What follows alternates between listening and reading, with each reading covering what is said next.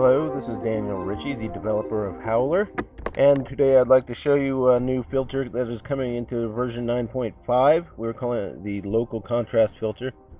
And what this does is it extends the dynamic range of local portions of an image, which has the effect of increasing the contrast of an image. It basically looks at a part of an image and says, well, this part of the image is only using say this part right here is only using some grays and a little bit of light gray, a little bit of dark gray, but it's not using the whole dynamic range of available to it in the in an 8-bit image, say 0 to 255.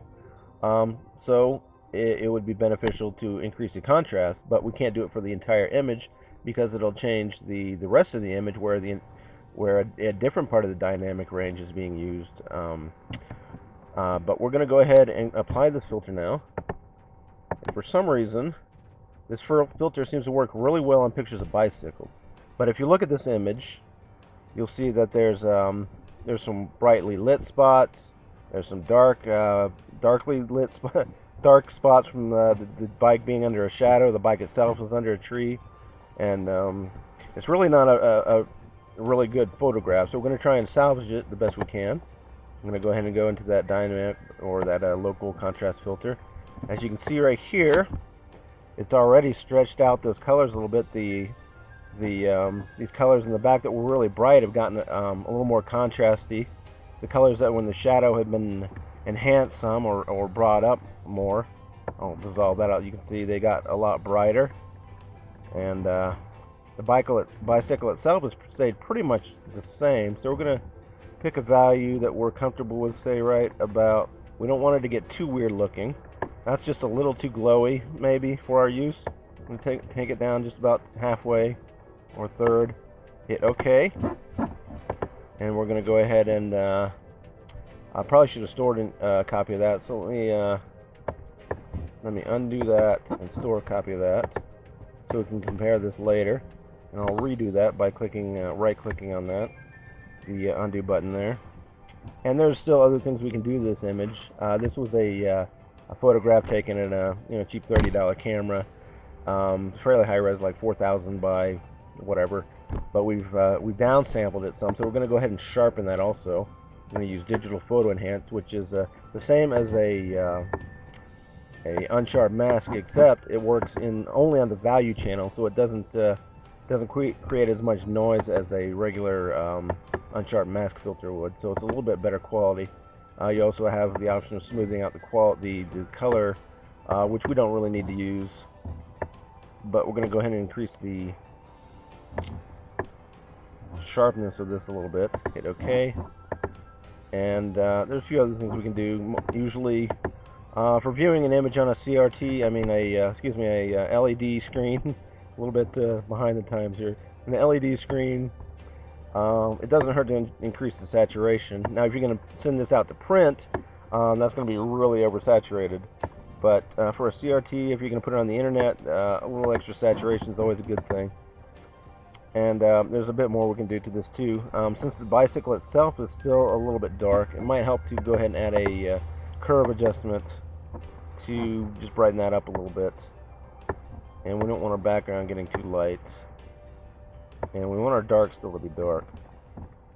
So that's one of those places where that curve adjustment comes in really handy.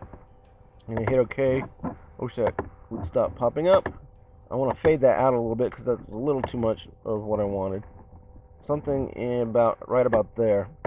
So that is just one of the new filters coming to version 9.5. We call it the local dynamic, or the local contrast filter, or local dynamic range if you want to call it that. It works really great for certain types of images. It will really improve certain types of images, make them look much higher quality, it'll simulate the look of a high dynamic range image. Photos taken with a digital camera.